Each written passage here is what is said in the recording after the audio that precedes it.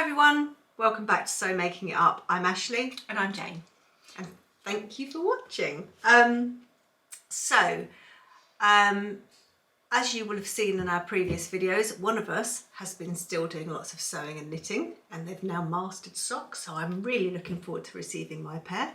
The other one, me, hasn't been doing so much. You've been decorating. I have been decorating, and we are sat in my it's still in the state of being decorated. It's not quite finished yet, but I've been decorating and rearranging the room that I sew in. So once it's finished, we'll give you a proper tour. Have a nosy around your sewing room. I haven't done a tour of my sewing room yet, but I think yours is a bit more exciting than mine. So we'll go with yours first. It will be when it's finished. But yeah, so I to be fair, have spent the last couple of weeks intensively decorating all weekend, most evenings, some mornings, and it's just taken all of my time and energy. I have done a bit of knitting actually as well, which has been very frustrating because I don't know what keeps happening, but I'm doing seed stitch, which is knit one, purl one, and it keeps on going to that ribbing. So I must have. I've made a hat. I've taken apart a hat, I've made a hat again, I've started making a hat. I must have unpicked maybe 10 times where I've sort of done that much knitting, then I've looked at it and there's been an error in it. So worse than my socks. I thought I was bad enough with my socks.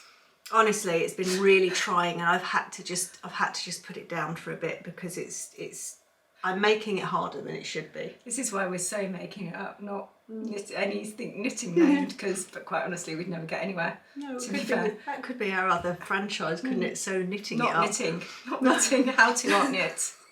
We'd be really good at that. Anyway, this is not the point of this video, is it? The point of this video, no, I was just demonstrating. I have been doing something. I haven't just been doing nothing.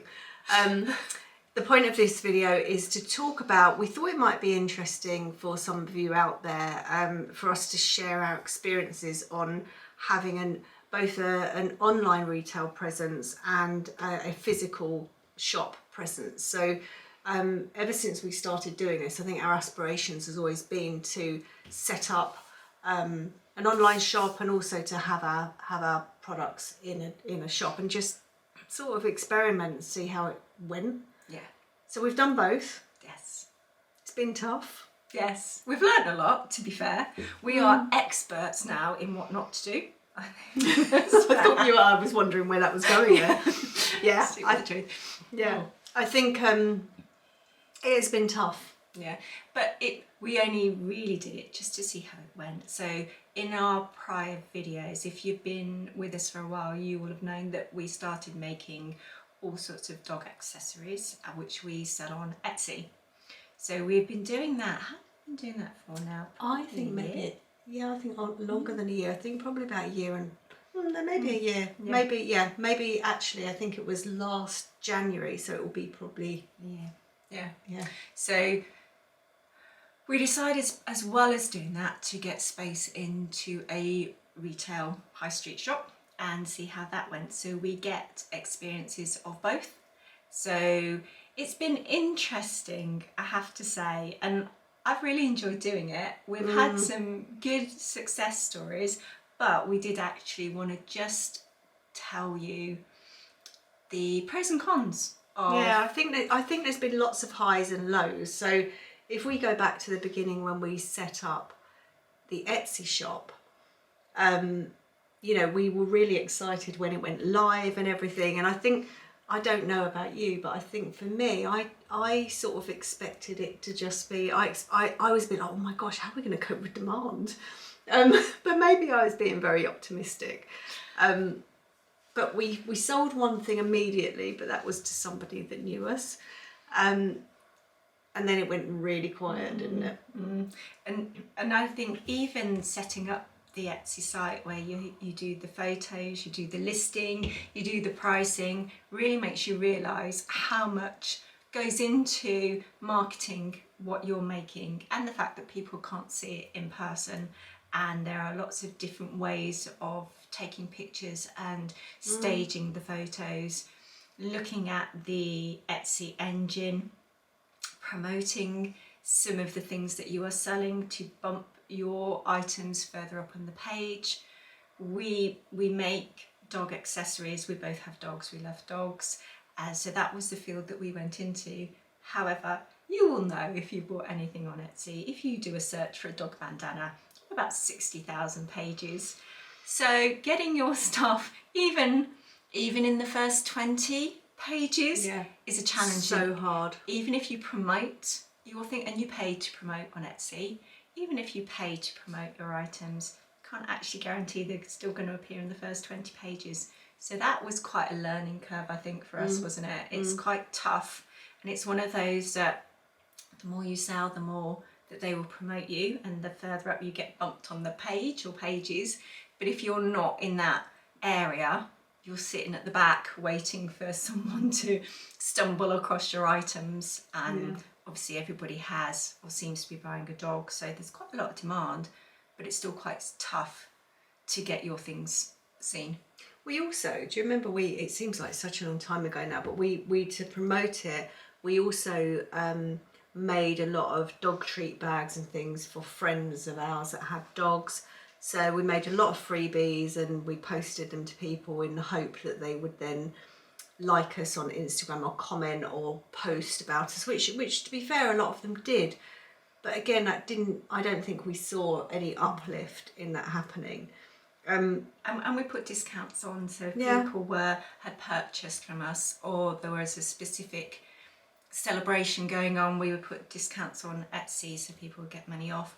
And I think one thing I've learned is that if you're promoting anything, you need to be promoting it consistently. So we both work full time, and I think posting on social media, you have to be on it every day. Yeah. Every day posting and pushing and pushing and pushing, and I don't think we had time to do that. No, and I think that's a fair point, and I think I think on Etsy the main thing is the saturation of the market. There is, just as Jane said, there's just hundreds and hundreds of them, and it actually doesn't matter how good your product is. There's just so much. Interestingly, when we did sell on Etsy, we sold mainly internationally. Yeah. So we sold to, I think it was Australia, to America, to Russia. So we actually sold more internationally than we did in the UK, which is strange. And again, I don't know if that's some sort of algorithm that... I don't know, because in the UK, I think a lot of UK sellers they won't ship internationally. I don't know if it's a higher risk. Obviously for us, it wasn't that much of a risk, because we're selling things that are easily postable, and the post wasn't extortionate. I know a lot of times if you post out of the UK, especially to America, places like that, the post can be pretty hefty. But we were able to keep our postage relatively low because of the size of the items. So yeah, that was Etsy, and actually I put some quilts on Etsy as well. So we moved away a little bit from the pure dog pet accessories. We put some, Jane made some sort of hanging decorative hearts. We put them on there. We did cosmetics bags. We did pencil cases. We did stockings. Mini stockings, big stockings, and it just it was tough. And I think we've had a discussion between ourselves about coming off of Etsy, but I think in reality what we probably need to do is rethink what we're doing, rethink maybe our branding again, and try again.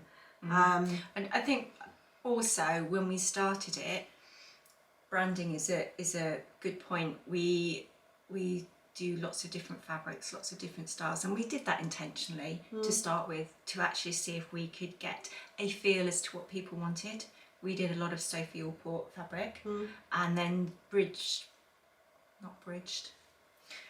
further up. I'm really sorry, my brain won't work today. We expanded to different styles to see if people were more interested in specific styles, but I don't think we got enough sales across different branding fabric for us to understand what people wanted. Exactly. It was it's quite difficult to do that. and also pricing things up.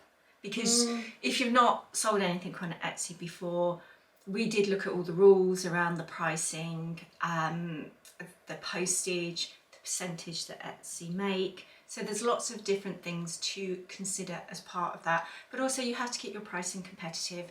Coming back to your point earlier about different levels of quality. Like that. So some of the things that sell a lot, and this is a massive generalisation, and this is just my personal opinion, some of them are not, especially with treat bags and bandanas and things like that, they're not lined, they're not made out of specifically quality fabric, therefore their price point is lower, therefore people sell more.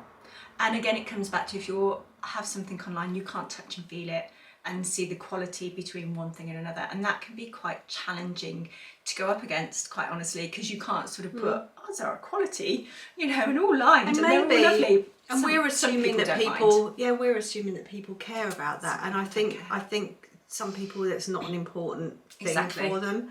And I think it's taste as well on fabrics. We always said that we wanted to make things that we enjoyed making, and that we wanted to make them in styles and in fabrics that we liked, because you don't want to be sat there making something and you're hating the fabric. So we've sort of stuck with that, but I think it's definitely been an experience, and I think there is probably mileage in it, but as Jane said, I think we need to probably post more, we need to be on it, we need to probably set ourselves a reminder every day and post out and market it a bit more, because it is quite enjoyable doing it.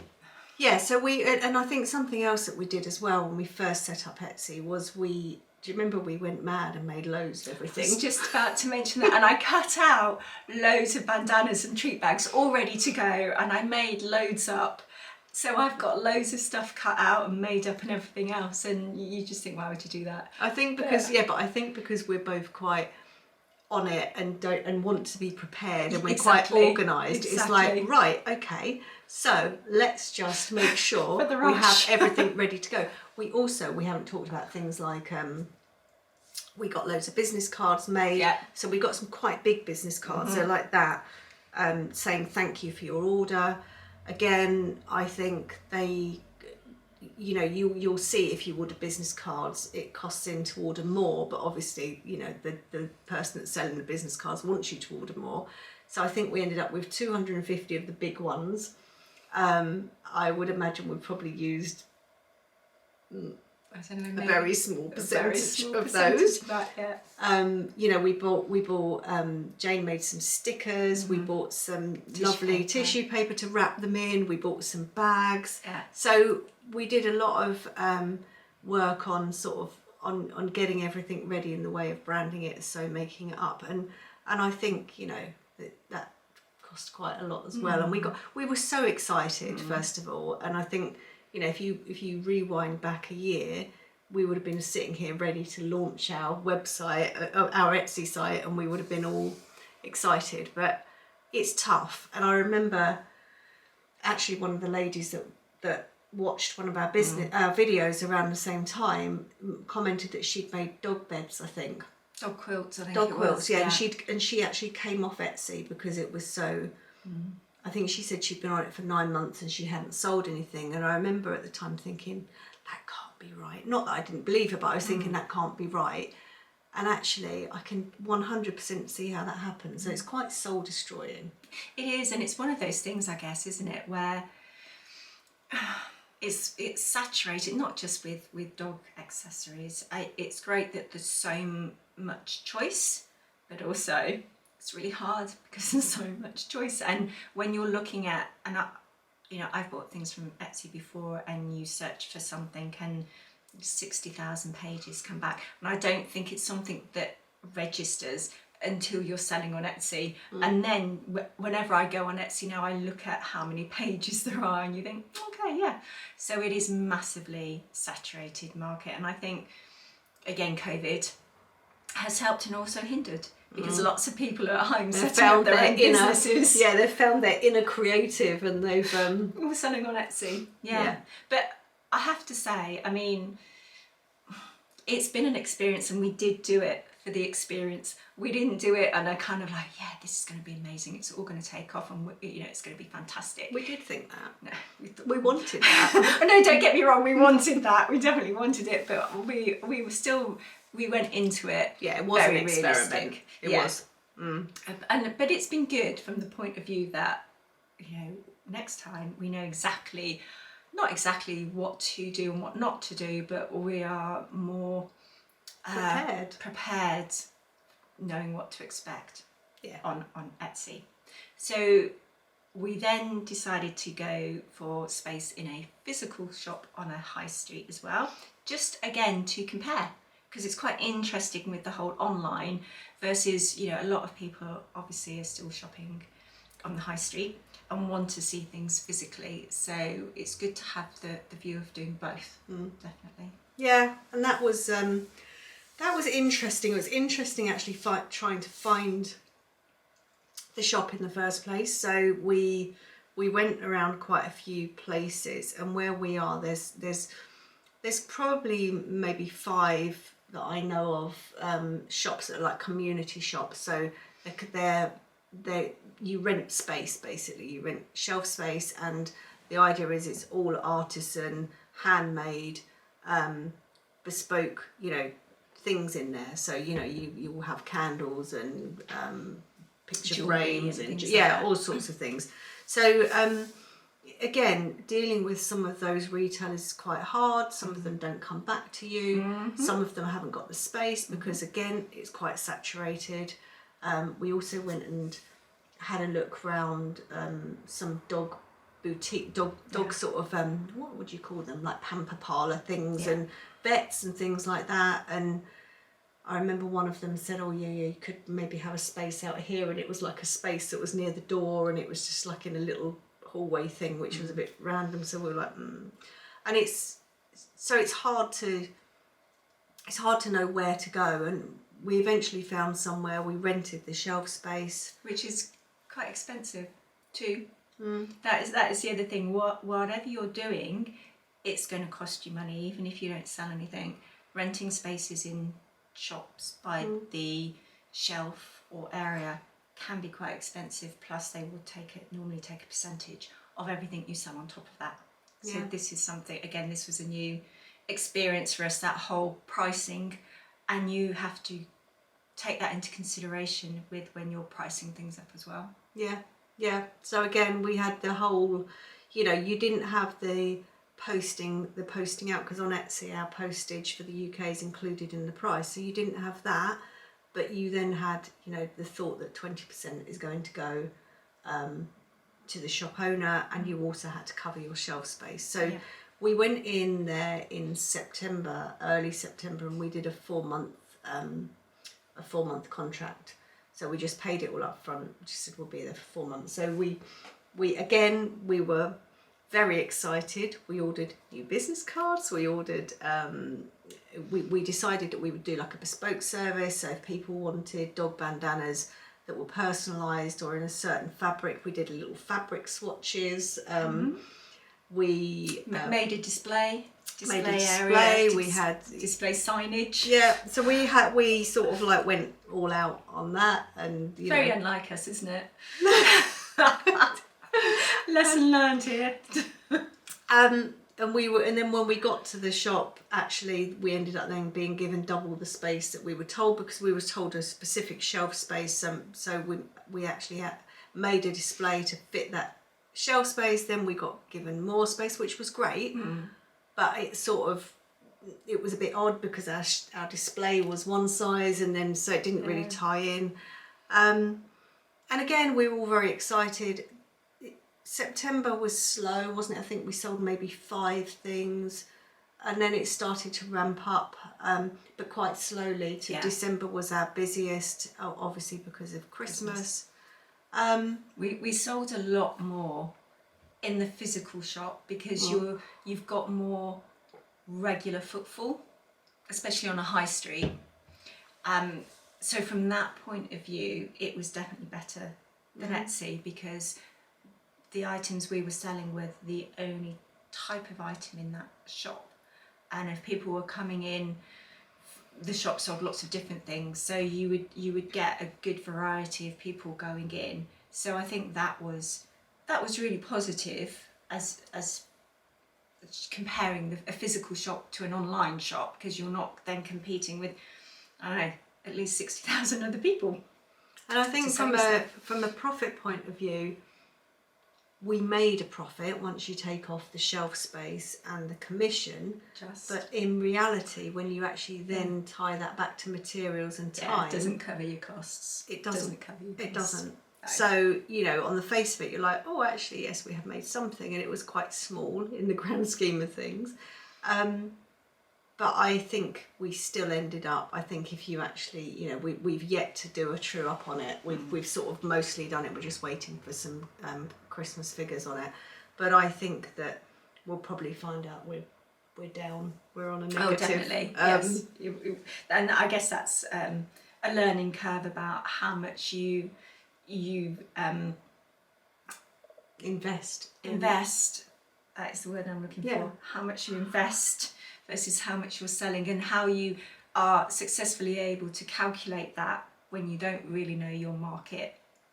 Really. But again, it comes back to, you know, it was an experience. Again, it was fun to do, but I say it was fun. Sometimes we would go to the shop and we'd be like, we've sold nothing, and we'd come out of there and be really depressed and sort of sit in the car going home not really saying anything. So like, and you'd have the sort of thing as well where obviously, you know, you're if it was your own shop and you had only your stuff in your shop, you could go to town how you wanted it set up and everything, and it would be as you want it. When you're in a space in someone else's shop, you know, other people's products encroach on yours, and we were finding that bits of our product were around the shop, and which I understand is a let's hang them around the shop because then people have got more chance of seeing them. But I think, if truth be told, it wasn't necessarily how we would have done it. No. So that was quite frustrating as well. But yeah, all lessons, all good from an experience point of view. But I think we've come to the conclusion it's probably quite hard to make money from, you know, to make a living out of doing this sort of thing. And we've done so. What we've also been doing, I don't know if we've talked about this before, but we've also been doing a lot of other crafts. So we've spent time doing ceramic work, silver work, willow craft, flower arranging. We've got candle making coming up. Next. What else have we got? I'm sure we should just do a program. We did doing upholstery. We did upholstery, didn't we, a couple of years ago? So we've tried to have a look at other, you know, go and spend a day learning something else and having a look at how other people are setting their businesses up to see if we can get any tips. And I think the general consensus from people is it's hard. Which is fine, because we know it's going to be hard.